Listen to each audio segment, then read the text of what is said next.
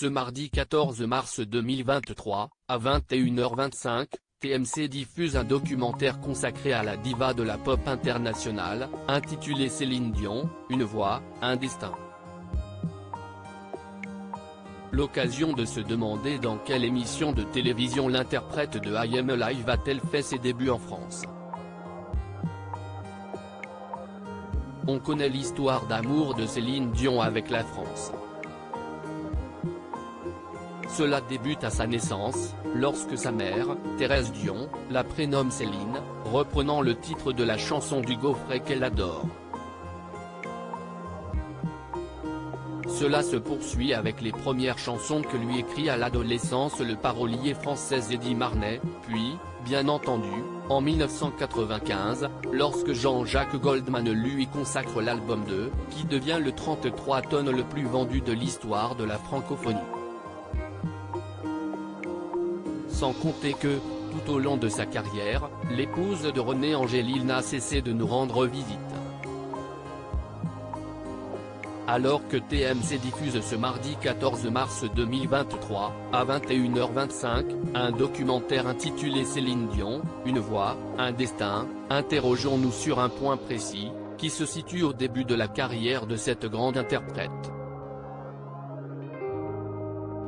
Céline, si tu nous regardes. Michel Drucker a raison d'évoquer, régulièrement, la relation privilégiée qu'il entretient avec Céline Dion.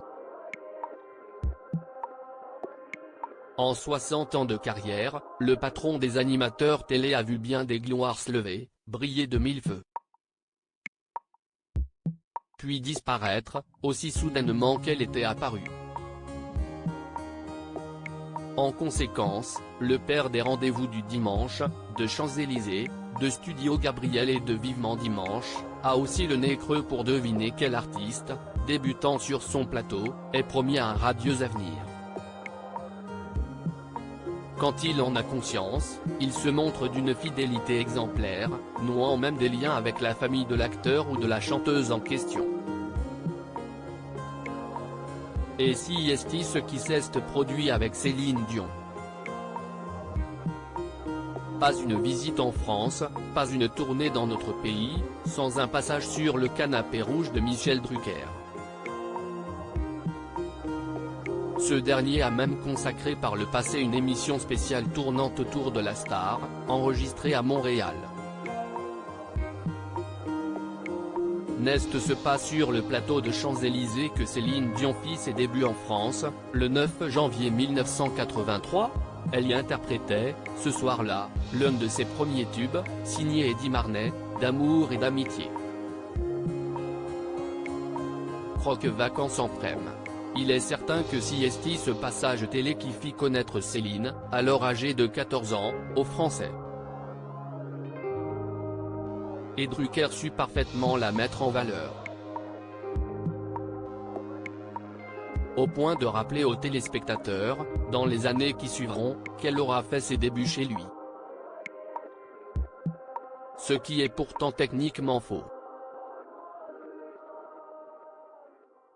En effet, quelques mois plus tôt, à l'été 1982, la jeune fille de Charlemagne, au Québec, effectuait son premier voyage en France pour y faire sa première véritable émission de télévision.